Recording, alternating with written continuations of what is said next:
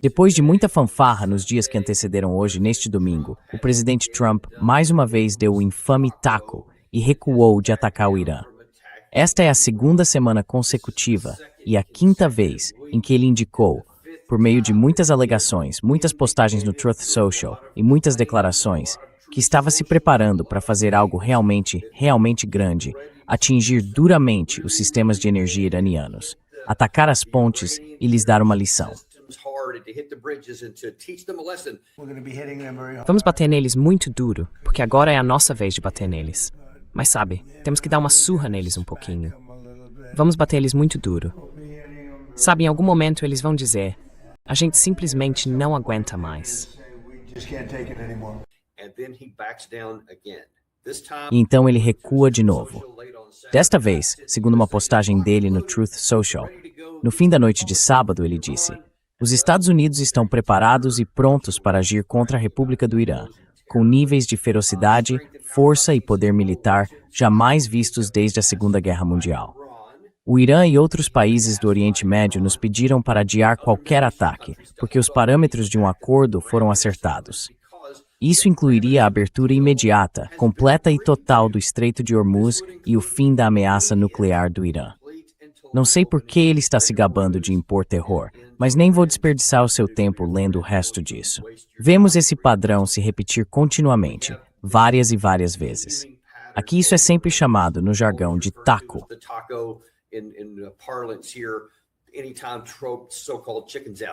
Esse tropo do taco, como chamam, de amarelar e assim por diante, seja lá o que for. Ele muda de ideia no último minuto. Agora escute. Há muitas consequências para esse tipo de ação, muitas ramificações, e nada disso é bom para os Estados Unidos. Nesse episódio, queremos falar sobre o que aconteceu, por que o ataque não aconteceu e o que provavelmente virá a seguir. E ao longo do caminho, vamos falar sobre algumas das consequências disso, de recuar. Agora, deixe-me dizer logo de cara, sou muito favorável a isso. Era isso que eu esperava que acontecesse. Porque o taco, por pior que seja, e algumas das consequências sobre as quais vamos falar, são muito maiores do que o custo do que ele fez aqui.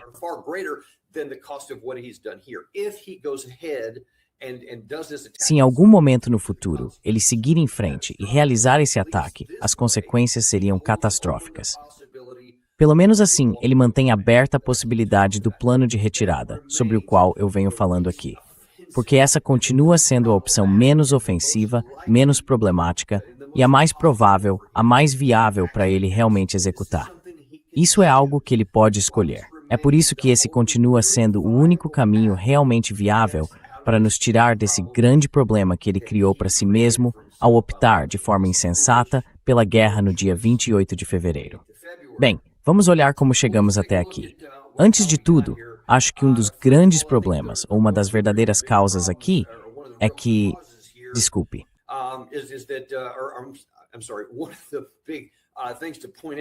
Uma das coisas mais importantes a destacar de imediato. Trump disse isso nesta publicação na Truth Social. Deixa eu voltar aqui.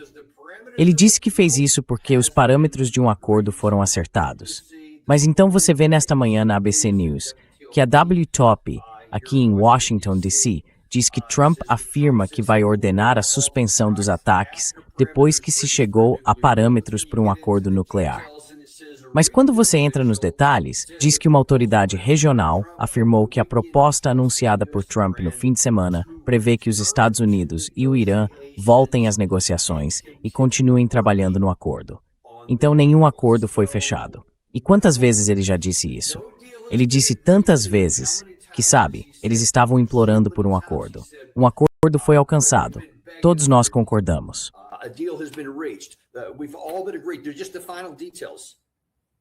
São apenas os detalhes finais, mas não há detalhes. Não há nada. E o lado iraniano, é claro, está zombando disso. Eles estão dizendo, não, claro que não concordamos com nada. Nem estamos conversando com os Estados Unidos. Na melhor das hipóteses, estão se comunicando por meio de alguns mediadores, porque há conversas de bastidores por intermediários. Mas definitivamente não há conversas. Ou de qualquer forma, muito provavelmente, segundo todas as partes, não há conversas diretas entre o Irã e os Estados Unidos. Não se chega a nenhum tipo de acordo, nem mesmo a um acordo provisório ou parcial, se não houver conversa direta entre as partes. É assim que funciona. Há sim troca de mensagens entre os dois lados, porque ambos têm interesse em uma solução negociada, com certeza. Os Estados Unidos têm.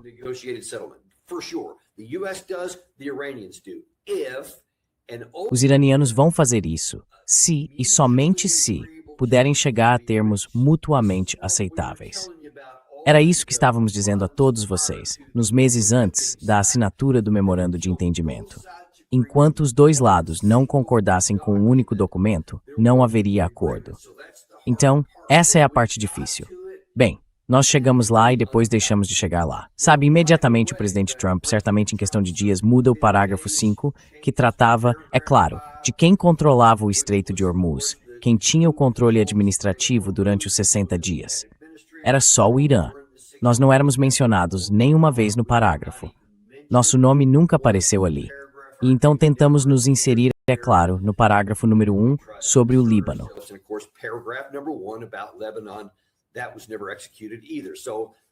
Isso também nunca foi executado. Então concordamos com isso, e foi um bom começo, mas depois não fizemos nada do que precisava acontecer em seguida. Claro, podemos falar sobre suspender as sanções energéticas contra o Irã, depois restabelecê-las, liberar os fundos congelados, o que nunca fizemos, e assim por diante, além de todo tipo de outras coisas. Você nem consegue avançar. Se não passar do primeiro parágrafo, ou do quinto, então todo o resto nem importa, independentemente de qualquer outra coisa. Bem, agora estamos meio que de volta à mesma situação. Até conseguirmos chegar a um ponto em que possamos ter ao menos um acordo mínimo, voltando a algo como o memorando de entendimento, em que os dois lados concordem com os termos, não haverá acordo.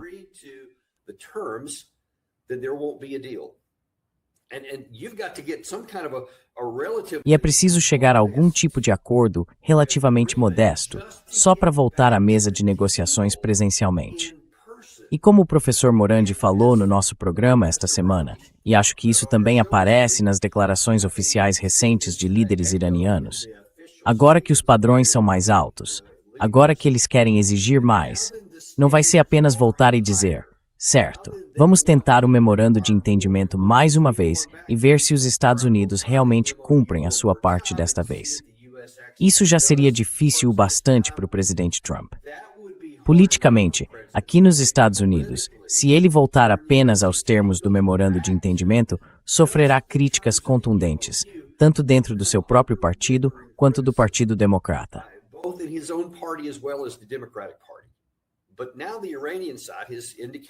Mas agora o lado iraniano está indicando que essa não é mais a posição inicial deles. Agora vai ser, vocês vão adicionar o Hamas ao acordo. O presidente Trump pode ter tentado negociar parte disso ao dizer, ei, vamos ter esse acordo, essa coisa do Conselho de Paz. Aí a guerra com o Hamas vai acabar, haverá desarmamento e todo esse tipo de coisa. Mas veja, acho que talvez eu tenha uma dessas aqui embaixo. O lado israelense está dizendo, quanto a isso, o ministro sênior diz que Israel não vai interromper os ataques em Gaza, já que ninguém foi morto. Isso aconteceu durante a noite. É notícia desta manhã. Parte disso saiu minutos antes de entrarmos no ar.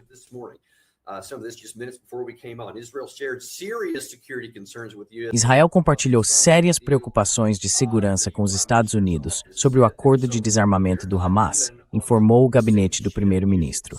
Então, eles nem estão na mesma sintonia. Essa foi mais uma afirmação do presidente Trump que, na realidade, não tem conexão alguma com Israel. Então, onde isso nos deixa agora? Vamos continuar. Por que chegamos a esse ponto? Uma coisa é o lado iraniano dizer algo como, estas são as nossas exigências. Afinal, eles sempre disseram isso também. Mas a questão é, por que Trump não levou isso adiante? Trump, por que ele recuou? E acho que uma das grandes razões são os aliados regionais. A Arábia Saudita pede que Trump priorize o diálogo.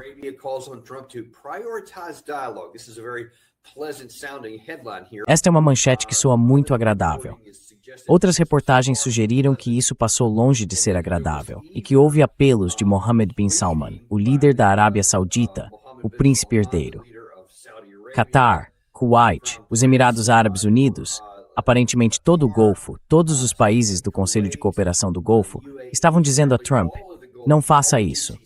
Porque já sabemos que o lado iraniano, eu acho, não só estava disposto, como ansioso para que isso acontecesse. Eu acho sim. Acho que eles estavam ansiosos para que os Estados Unidos atacassem. Porque sabemos que muitos dos linha dura, e isso agora inclui o povo do Irã, estão dizendo: nós estamos cansados disso, sabe? Dessa diplomacia de faz de conta, e aí vocês puxam o tapete debaixo dos nossos pés. Aliás, isso não vai ajudar, porque esta é mais uma vez em que fica a pergunta. Afinal, quem é que está no comando dos Estados Unidos?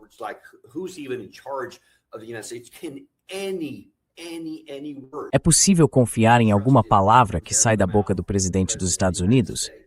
Se ele diz que vai fazer um acordo, ele volta atrás. Se diz que concordou com alguma coisa, ele volta atrás. Se diz que vai atacar, ele volta atrás nisso também. Então, literalmente, não há base para acreditar em uma única palavra do presidente. Então, da perspectiva iraniana, eles dizem: por que se dar ao trabalho?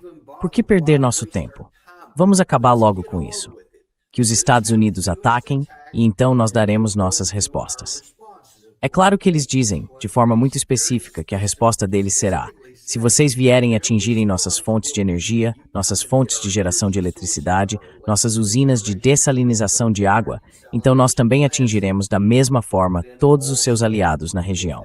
Arábia Saudita, Catar, Kuwait, Bahrein, Emirados Árabes Unidos e assim por diante.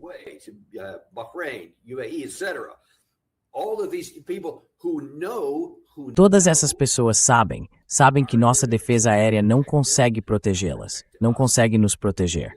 Se o Irã disparar contra esses alvos, vai acertar esses alvos, e não há nada que possamos fazer a respeito. E como venho dizendo repetidamente, e como Mohammed bin Salman certamente disse ao presidente Trump, isso seria catastrófico para nós. Isso nos faria recuar anos, no plural.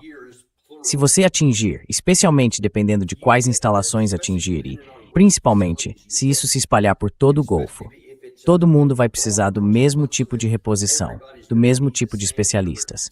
E simplesmente não vai haver o suficiente para todos. Porque o sistema global de reparo ou construção de instalações petrolíferas é minúsculo em comparação com o que isso exigiria.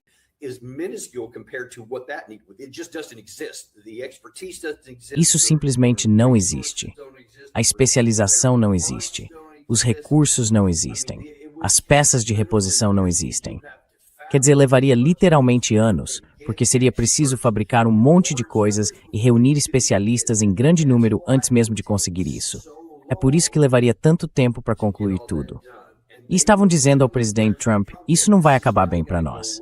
Não vai acabar bem para você. Então, ao que parece, tardiamente, o presidente Trump reconheceu isso. E aí, é claro, ele inventa de novo que um acordo está próximo. Ele diz isso várias vezes. Esse não foi o único problema que tivemos. Não era só o que Mohammed bin Salman disse.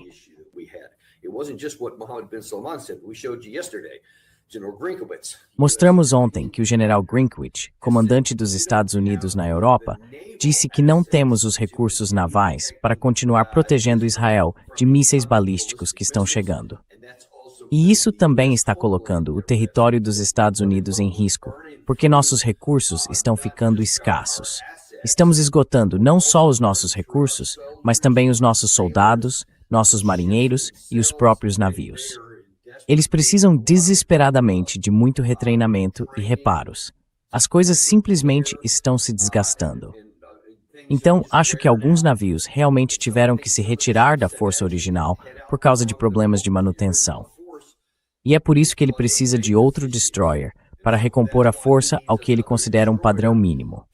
E nesse momento, nós não temos esse navio. Portanto, não há padrão mínimo.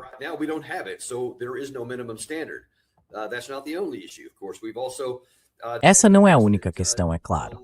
Também dissemos a vocês que no fim de semana passado, uma das supostas razões pelas quais o presidente Trump não atacou, depois de prometer que o faria, foi porque o vice-presidente J.D. Vance e o chefe do Estado-Maior Conjunto, General McCain, alertaram o presidente Trump de que a campanha corria o risco de esgotar os estoques de munição dos Estados Unidos e de ampliar ainda mais o conflito. Isso foi na semana passada. Então, é preciso fazer a pergunta: Se o presidente Trump reconheceu, uma semana atrás, que não tínhamos mísseis suficientes e nenhum deles foi reposto desde então, por que ele estaria sequer à beira, no limiar, de fazer isso de qualquer forma nesse fim de semana? E então, é claro, agora foi feita essa declaração de Greenwich.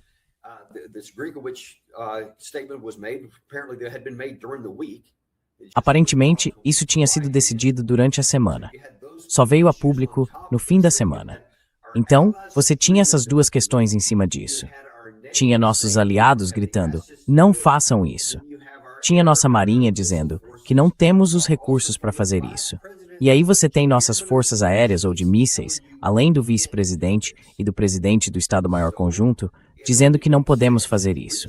Então, faz todo sentido. É razoável que o presidente Trump recue. Mas o problema é que essa é tipo a quinta vez que isso acontece. E escute, isso já está tendo consequências negativas.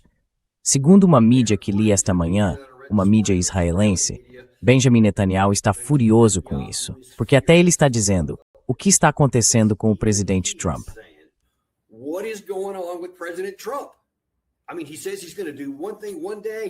Quer dizer, um dia ele diz que vai fazer uma coisa. Aí Netanyahu faz uma visita. Tenho certeza de que eles provavelmente chegaram a algum tipo de acordo. Foi quase certamente isso que levou o presidente Trump a dizer que faria aquilo neste fim de semana. Essa era a intenção de Netanyahu. E aí vem mais um taco.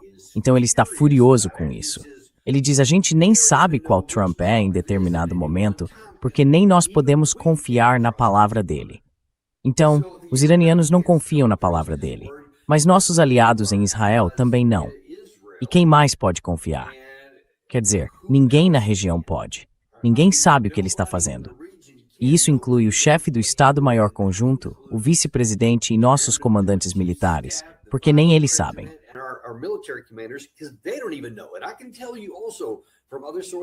Também posso dizer, com base em outras fontes às quais tenho acesso na linha de frente, que isso está deixando nossos soldados loucos, porque eles nem sabem o que está acontecendo. Eles ouvem que vamos atacar. Estão se preparando. Certo, não vamos atacar. Na verdade, vamos começar a reposicionar as tropas.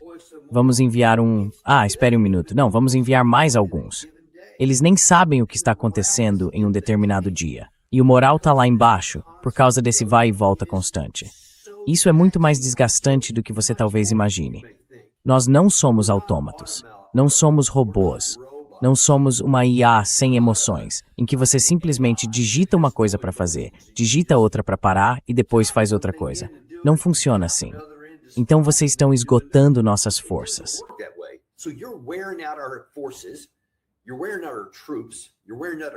Vocês estão desgastando nossas tropas, estão desgastando nossos navios, estão desgastando nossos aviões, estão consumindo nossos estoques de munição. Tudo isso está acontecendo e vocês também estão desgastando nossa reputação. Deixe-me mostrar o que foi publicado na mídia israelense esta manhã. É mais ou menos a versão deles de uma charge que faz de conta que é a previsão do tempo do presidente Trump. É assim que eles visualizam essa coisa do taco. Eu não consigo ler o hebraico ali, mas dá para olhar. A leitura é da direita para a esquerda. Sabe, em um minuto ele diz que está tudo bem e de repente vai haver tristeza e desgraça.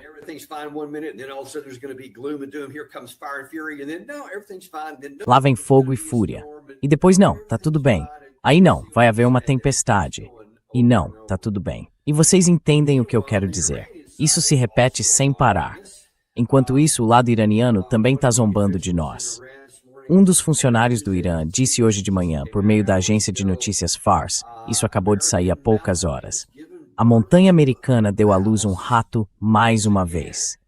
E deixa eu dizer uma coisa, nossos inimigos dizerem isso mostra que eles estão tendo cada vez mais desprezo, porque eles leem os jornais, eles têm suas próprias fontes de inteligência.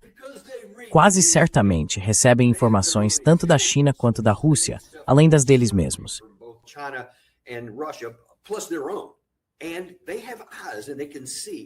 E eles têm olhos e conseguem enxergar.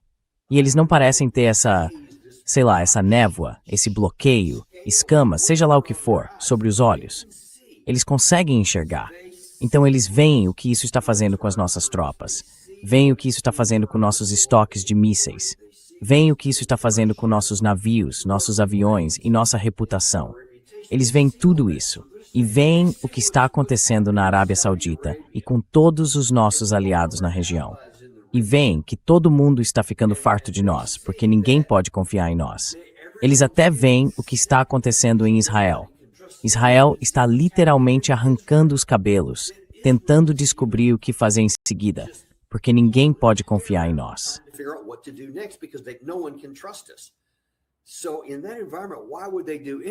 Então, nesse cenário, por que eles fariam qualquer coisa além de simplesmente ficar sentados e pensar? Continuem se debatendo como um peixe fora d'água em terra firme. Escute, seja lá o que você ouvir hoje do presidente Trump ou de qualquer um dos seus seguidores na televisão, se alguém disser que negociações vão acontecer, que eles querem um acordo ou que estão implorando, saiba que isso é uma mentira categórica.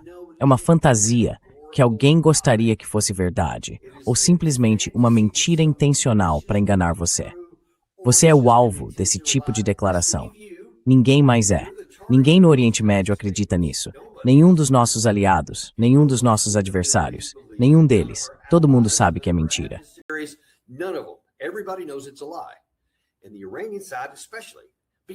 E especialmente o lado iraniano. Porque pensem nisso, pessoal.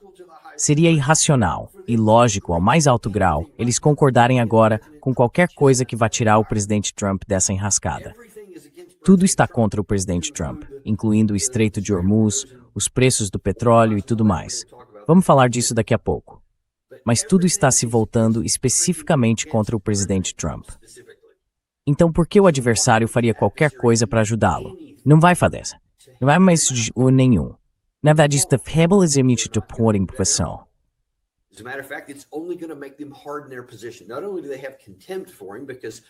Eles não só o desprezam porque ele não cumpre a palavra em nada, seja a favor ou contra, como também percebem que mesmo se ele começar a tomar decisões desesperadas e acabar fazendo isso, especialmente os linha dura, eles não têm problema com isso. Escutem o que eu estou dizendo. Entendam corretamente. Eles não têm problema com Trump lançar um ataque, porque sabem que isso vai degradar ainda mais a nossa capacidade. E sabem que isso vai lhes dar justificativa para atacar as potências regionais. E isso vai fazer toda a região regredir, além de deixá-los muito bem posicionados para o futuro. Entendam isso. Eles controlam o Estreito de Hormuz e sempre vão controlá-lo. Não há nenhum cenário, no futuro previsível, em que eles vão abrir mão do controle do Estreito de Hormuz.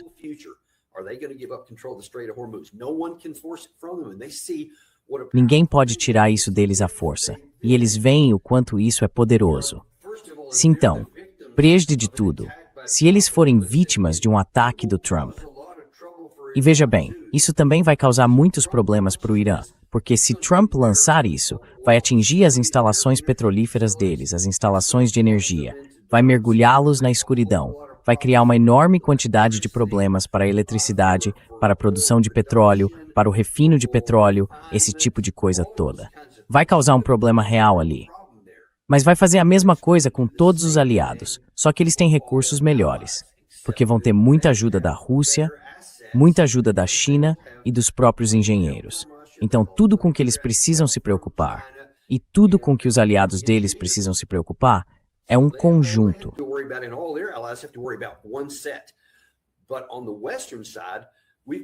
Mas do lado ocidental, temos tudo isso. Em cada um desses 5 países do Conselho de Cooperação do Golfo, temos que nos preocupar em tentar consertar toda essa infraestrutura.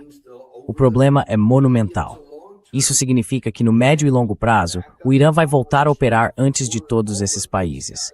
E isso vai colocá-lo no comando, porque ninguém no mundo vai se importar com quem deveria ou não deveria controlar o quê. Tudo o que vão ter é essa sede por produtos petrolíferos. E o primeiro que conseguir colocá-los no mercado, eles vão consumir tudo. E nesse ponto não vão se importar de onde isso vai vir, eu lhes garanto. É por isso que o Irã está numa posição tão forte, e por que não tem interesse nenhum em fechar qualquer tipo de acordo.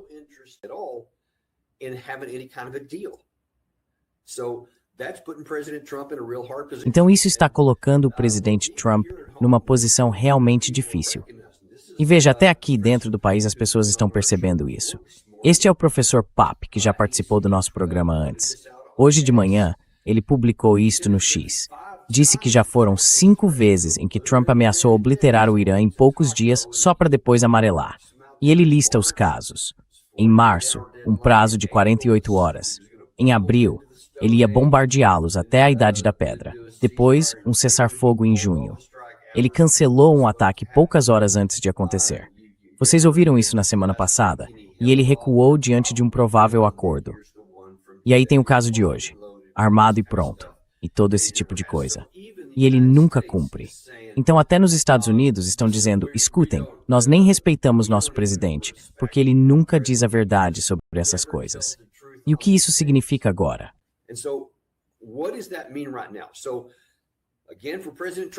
Então, mais uma vez, vamos voltar ao presidente Trump e analisar aquela declaração inicial dele.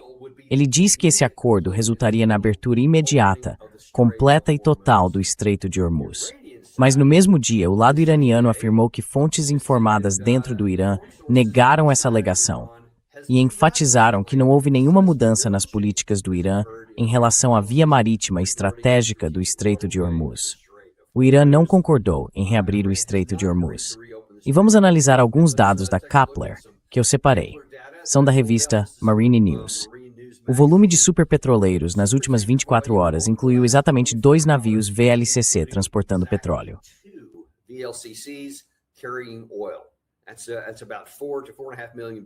Isso representa cerca de 4 a 4 milhões e meio de barris de petróleo que passaram por ali, em vez do volume anterior à guerra, que era de cerca de 38 a 40 milhões de barris de petróleo em um período de 48 horas. Cerca de 20 milhões por dia, às vezes 17 milhões e assim por diante. Mas aqui em 2 dias, você vê 4 milhões e meio. Então o estreito está praticamente fechado. Não está aberto. Não vai estar aberto. Não há nada que possamos fazer para forçar sua abertura, ou já teríamos feito. Todas essas ameaças, os ataques que de fato fizemos, os 40 dias, os 2 meses de bloqueio, os 13 dias de ataques, e seja lá o que estamos vivendo agora, nada disso conseguiu forçar a abertura. Até este momento ele continua fechado. E essa ameaça não fez nada além de endurecer a determinação do lado iraniano.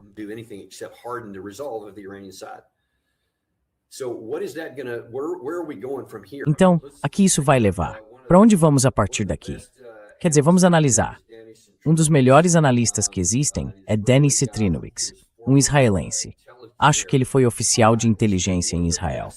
Ele tem sido um dos analistas mais competentes, sóbrios e equilibrados que eu vi ao longo desta guerra. Ele diz, os acontecimentos da noite passada ressaltam uma realidade que está se tornando cada vez mais difícil de ignorar. Por enquanto, o Irã parece ter uma vantagem estratégica em termos de dissuasão. Ele conseguiu criar uma forma de dissuasão mútua que está ajudando a moldar os cálculos de Washington. Um país que sofreu um golpe tão devastador no início deste conflito, em vários aspectos importantes, saiu dele com uma capacidade de dissuasão mais forte.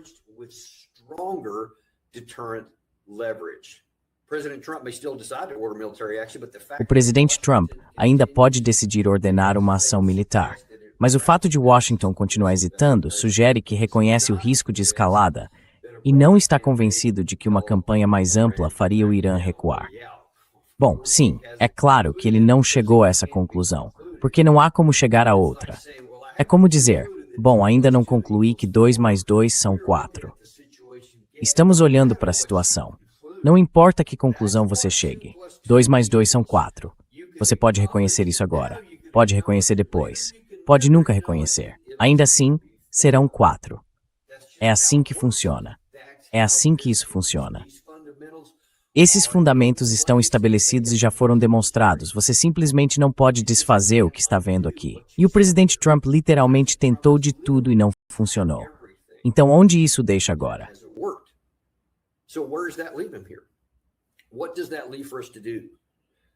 O que isso nos deixa para fazer? Porque veja, para mim ainda melhor, e uso esse termo de forma bem ampla, talvez a maneira menos ofensiva seja o plano de se afastar. Defendo isso há meses, inclusive durante o memorando de entendimento.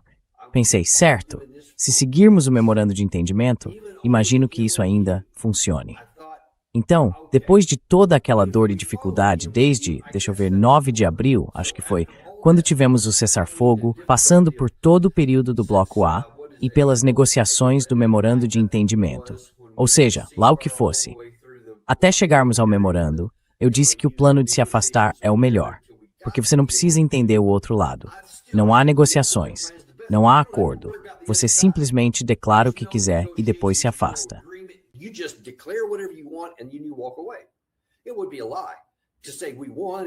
Seria mentira dizer que vencemos, e eles levariam décadas para reparar tudo. Há alguma verdade em parte disso. Com certeza levaria muito tempo para eles consertarem muita coisa. Mas o fato é que nós perdemos. Mas é o seguinte, dá para fazer isso. E na época em que o memorando de entendimento foi assinado, eu pensei, certo, se seguirmos esses 14 pontos e realmente os cumprirmos, isso ainda dá a ele uma saída. E, se ele quiser usar isso como a versão dele, de uma alegação de que saiu por conta própria, em que simplesmente declara que de alguma forma esses 14 pontos são do nosso interesse e que era isso que ele queria desde o início, seja lá o que for, ele poderia ter dito qualquer coisa, desde que tivesse cumprido o acordo.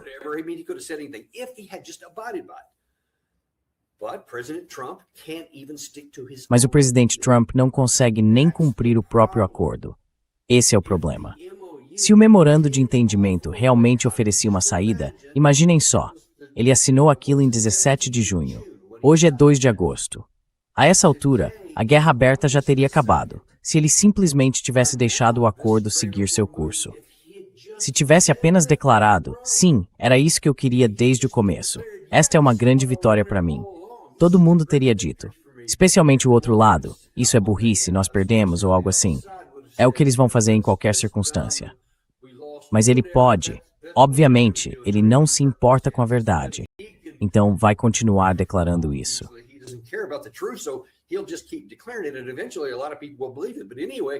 E no fim das contas, muita gente vai acreditar nele.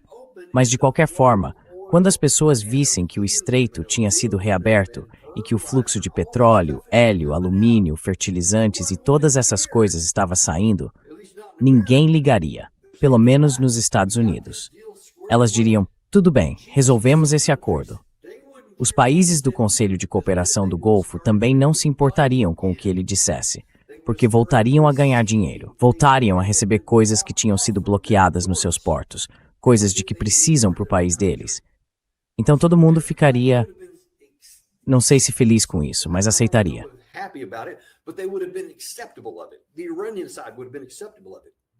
O lado iraniano teria aceitado, mas ele não fez isso. Deixou as pressões afetarem sua decisão.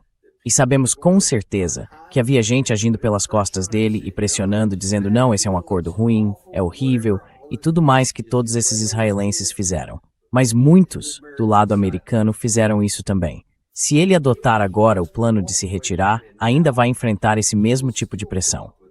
E aí está o problema. Mesmo que amanhã de manhã, ou na segunda-feira de manhã, ele dê uma coletiva de imprensa e diga, ei, sabe de uma coisa? Decidi simplesmente declarar vitória. Temos atingido esses caras com tanta força danos. It's gotta be serious.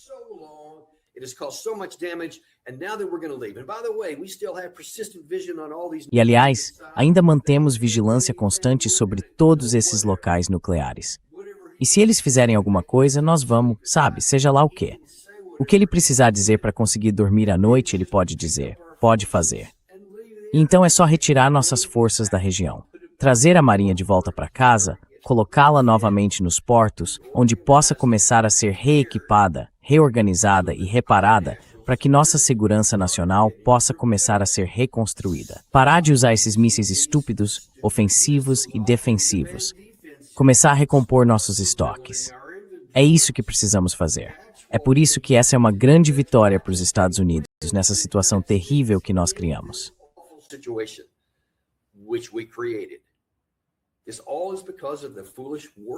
Tudo isso é por causa da escolha insensata de entrar em guerra que fizemos em 28 de fevereiro. Então agora, a forma menos ofensiva é o plano de saída que acabei de descrever. Mas escute, Mesmo que ele faça isso, vai enfrentar os mesmos ventos contrários que enfrentou quando tentou seguir a via do memorando de entendimento. Pode ter certeza de que Jack Kenney não vai ficar satisfeito. Ele vai à Fox News e vai dizer isso. O general Kellogg vai dizer, não, acho que deveríamos voltar àquela ideia de, sabe, terminar o trabalho. Outros também, obviamente Benjamin Netanyahu, vão aparecer por lá. E não vai faltar gente dizendo o mesmo, porque por algum motivo, o dono da Fox News decidiu que a guerra é a única alternativa aceitável.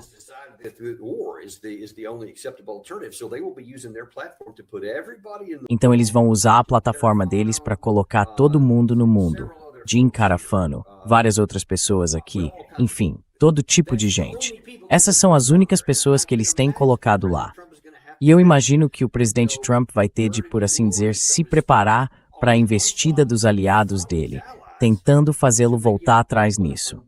E isso vai ser apenas uma das questões daqui para frente. Porque mesmo que ele faça o que eu vou chamar de coisa certa aqui, o melhor para o nosso país, o plano de se retirar, ainda assim haverá pressão sem parar. Porque simplesmente haverá gente demais rangendo os dentes de ódio por reconhecer que perdemos, porque eles não conseguem.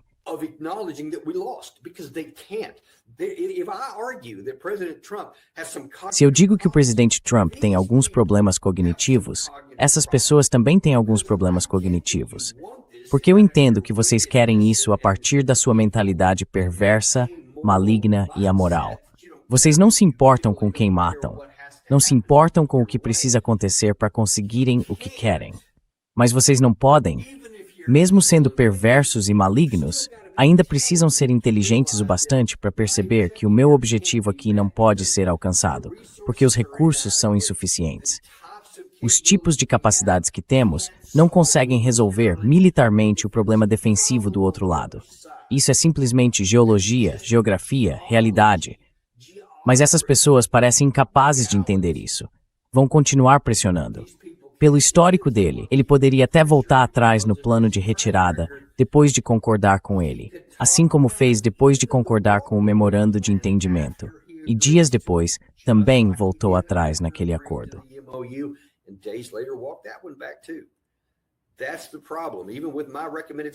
Esse é o problema.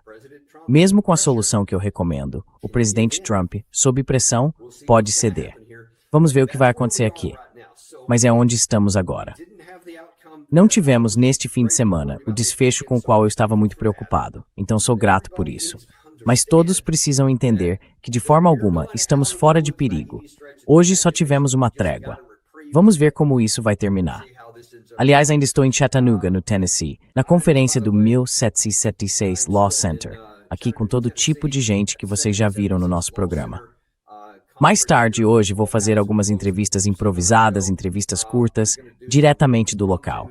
Então não deixem de acompanhar e nos vemos então na equipe Daniel Davis. Até lá.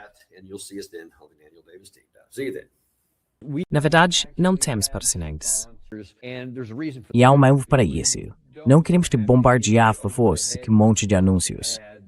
Clique no botão de curtir e, claro, compartilhe com alguém que você ama.